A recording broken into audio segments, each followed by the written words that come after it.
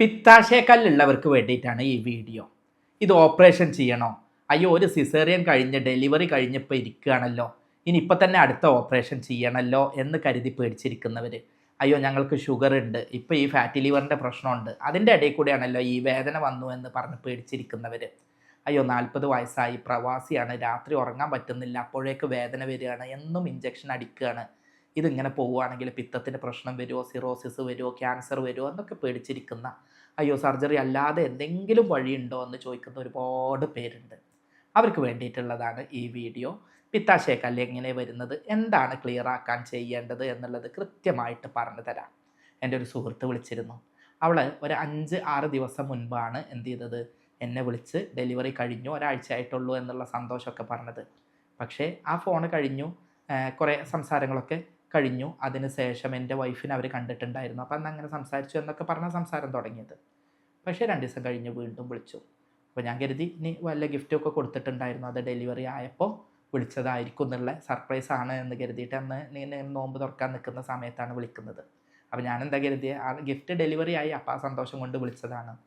എടാ മരണ വേദനയായിരുന്നു, ഞാൻ ആശുപത്രിയിൽ പോയി, പിത്താശയക്കല്ല് എന്നാണ് പറഞ്ഞത്, സർജറി ചെയ്യേണ്ടി വരുമോ, എന്താ ചെയ്യേണ്ടത്, ആകെ പേടിച്ചിരിക്കുകയാണെന്ന് പറഞ്ഞു. ഒറ്റ വാക്കേ പറഞ്ഞുള്ളൂ, അതിനെ പേടിക്കാനുള്ള കേസൊന്നുമില്ല. ഇതെന്താണെന്ന് പറഞ്ഞാൽ നമ്മുടെ ശരീരത്തിൽ സ്ട്രെസ് 3 ഹോർമോണിൽ മായിട്ട് ബന്ധപ്പെട്ട് കിടക്കുന്ന ഒരു സംഗതിയാണിത്. അത് ഞാൻ എല്ലാവർക്കും എന്താണെന്നുള്ളത് മനസ്സിലാക്കി തരാം, പറഞ്ഞു തരാം. ഞാൻ doctor Basil Yusuf, doctor Basil's homeo hospital, Pandikkad, Malappuram ജില്ല, നടക്കാവ്, കോഴിക്കോട്.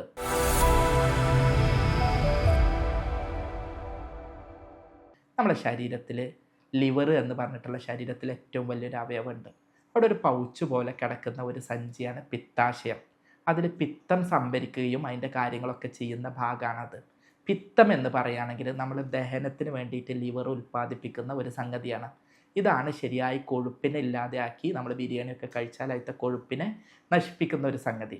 എന്നാൽ അമിതമായി കൊഴുപ്പ് കൂടുക, അമിതമായി കൊളസ്ട്രോൾ കൂടുക, ഫാറ്റി ലിവർ പോലുള്ള രോഗങ്ങൾ ഉണ്ടാവുക, ലിവർ ഡിസീസ് ഉണ്ടാവുക, അതുപോലെ നമ്മളുടെ ഭക്ഷണം അമിതമായി കൊഴുപ്പ് അടങ്ങിയിട്ടുള്ളതും ഫാസ്റ്റ് ഫുഡും ഫ്രോസൺ ഫുഡും കളർ ഫുഡും ഒക്കെ കഴിച്ച് നല്ല സെഡൻറ്ററി വ്യായാമമില്ലാതെ കൊഴുപ്പ് കത്തിച്ച് കളയാതെ കുറേ നേരം ഇരുന്ന് തടി കൂടി അമിതവണ്ണം ഉണ്ടാവുന്ന അവസ്ഥയൊക്കെ ഉണ്ടാവുക.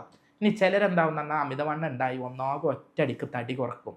അതുപോലെ തന്നെ പ്രഗ്നൻസി, അതുപോലെ തന്നെ ഡെലിവറി, ഇങ്ങനെ ഈസ്ട്രോജൻ ചേഞ്ചസ് സ്ത്രീകളിൽ ഉണ്ടാവുക. ഇങ്ങനെയൊക്കെയുള്ള കേസുകളിലാണ് പിത്താശയക്കല്ല് സാധാരണയായിട്ട് ഉണ്ടാവുന്നത്. പിത്താശയക്കല്ല് എങ്ങനെ ഉണ്ടാവുന്നു എന്ന് പറഞ്ഞു കഴിഞ്ഞാൽ, പിത്തം കട്ടി കൂടിയിട്ട് അത് രൂപപ്പെടുന്നതാണ് പിത്താശയക്കല്ല്.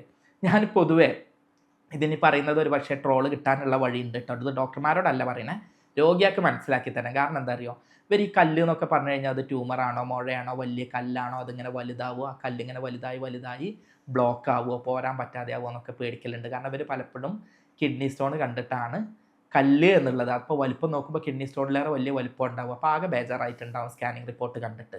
അപ്പോൾ അത്തരക്കാർക്കാണ് ഇത് പറയുന്നത്, നിങ്ങൾക്ക് മനസ്സിലാക്കി തരുന്ന ഭാഷയിൽ. ഈ കല്ല് പറഞ്ഞാൽ വലിയ സംഭവമൊന്നുമല്ല.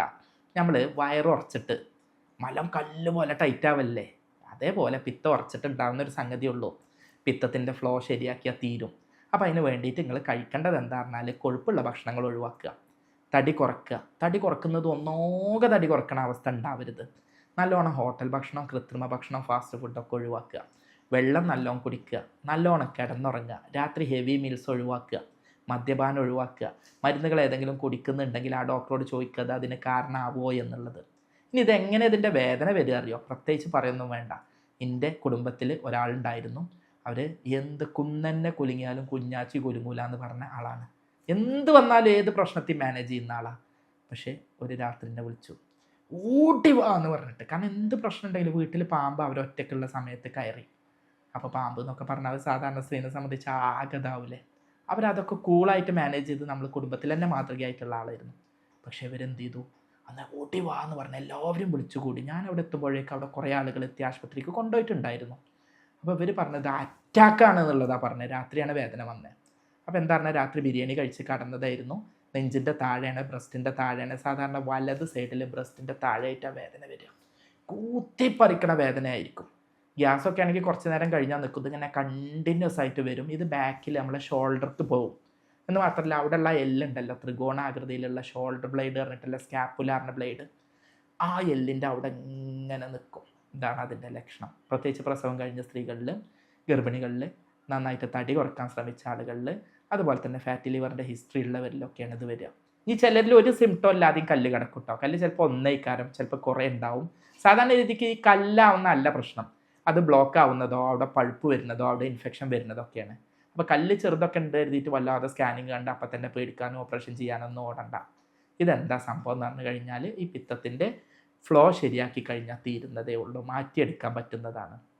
അപ്പോൾ ഈ നോമ്പ് കാലത്തൊക്കെ അമിതമായിട്ട് കൊഴുപ്പുള്ളതും മസാല ഉള്ളതും പൊരിച്ചതും കരിച്ചതും ഒക്കെ കഴിച്ചാൽ അപകടം അവിടെ പതിയിരിക്കുന്നുണ്ട്, ഇല്ലെങ്കിൽ ശരിയാക്കി എടുക്കാനും പറ്റും. അപ്പോൾ ഇത് മാറ്റിയെടുക്കാൻ വേണ്ടിയിട്ട് 10 കാര്യങ്ങൾ പറഞ്ഞുതരാം. ഒന്ന്, നല്ലോണം വെള്ളം കുടിക്കുക.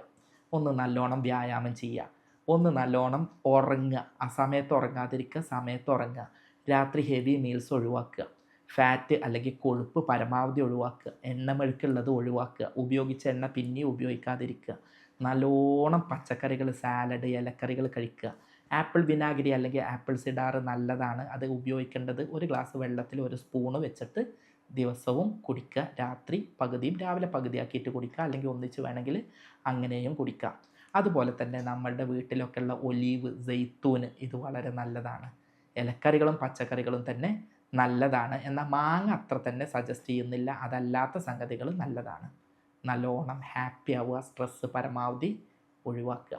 ഇതൊക്കെ ചെയ്താൽ തന്നെ ഇത് വരുതിയിലാക്കാൻ പറ്റും. എൻ്റെ ഒരുപാട് അനുഭവത്തിൽ ഒരുപാട് പേർക്ക് ഓപ്പറേഷൻ ഇല്ലാതെ അത് മാറ്റി കൊടുക്കാൻ കഴിഞ്ഞിട്ടുണ്ട്. ഞാനിതെന്താ ചെയ്യാറുണ്ട്, കൃത്യമായിട്ട് രോഗനിർണയം നടത്തും. രോഗനിർണയം നടത്തിയിട്ട് എന്താണ് രോഗം എന്നുള്ളത് കൃത്യമായിട്ട് പഠിക്കും. അങ്ങനെ രോഗം നിർണ്ണയിച്ചതിന് ശേഷം, ഇതിന് വേണ്ടിയിട്ട് ഞാൻ എപ്പോഴും ഉപയോഗിക്കുന്നത് യൂറോപ്യൻ നിർമ്മിത സോഫ്റ്റ്വെയറിൻ്റെ ആർട്ടിഫിഷ്യൽ ഇൻ്റലിജൻസിൻ്റെ ഒക്കെ സപ്പോർട്ടോട് കൂടിയിട്ടാണ്. അങ്ങനെ രോഗനിർണയം നടത്തിയിട്ട് കോൺസ്റ്റിറ്റ്യൂഷണൽ ട്രീറ്റ്മെൻറ്റിലൂടെയാണ് ഇത് മാറ്റിയെടുക്കാറുള്ളത്. അതിന് വേണ്ടിയിട്ട് ജർമ്മനിയിൽ നിന്ന് ഇറക്കുമതി ചെയ്ത പൊട്ടൻസി മരുന്നുകളാണ് ഉപയോഗപ്പെടുത്താറുള്ളത്. അങ്ങനെ കൊടുത്തപ്പോൾ ഒരുപാട് പേർക്ക് ആശ്വാസം കൊടുക്കാനും പ്രശ്നങ്ങളില്ലാതെ ആവാനും വേദനയും പഴുപ്പൊക്കെ ഉള്ളത് അതൊന്നും ഇല്ലാതെ ആക്കാനും കഴിഞ്ഞിട്ടുണ്ട്. അതിൻ്റെ അടിസ്ഥാനത്തിലാണ് സംസാരിക്കുന്നത്. അപ്പോൾ ഇത്തരം പ്രയാസങ്ങൾ ഉണ്ടെങ്കിൽ ഈ പറഞ്ഞ കാര്യങ്ങളൊക്കെ നോക്കുക, ഇല്ലെങ്കിൽ അത് ചികിത്സിച്ച് മാനേജ് ചെയ്യാൻ പറ്റുന്നതാണ് മിക്ക കേസുകളും. അത്തരത്തിൽ പ്രയാസങ്ങൾ അനുഭവിക്കുന്നുണ്ട് എന്നുണ്ടെങ്കിൽ എൻ്റെ നമ്പർ ഞാൻ തരുന്നുണ്ട്. എൻ്റെ കൂടെയുള്ള ഡോക്ടറാണ് ഫോൺ എടുക്കുക. അവർ കാര്യങ്ങളൊക്കെ നോക്കിയിട്ട് ഞാൻ നോക്കിയിട്ട് മരുന്ന് എഴുതിയിട്ട് മരുന്ന് കിട്ടാനുള്ള സംവിധാനങ്ങളാക്കും. ഞാനിത് മരുന്ന് എഴുതാൻ വേണ്ടിയിട്ടല്ല പറയുന്നത്.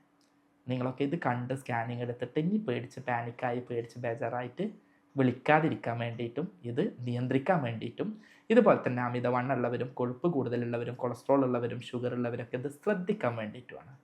സ്നേഹത്തോടെ doctor Basil Yusuf, doctor Basil homeo hospital, Pandikkad, Malappuram ജില്ല, നടക്കാവ്, കോഴിക്കോട്.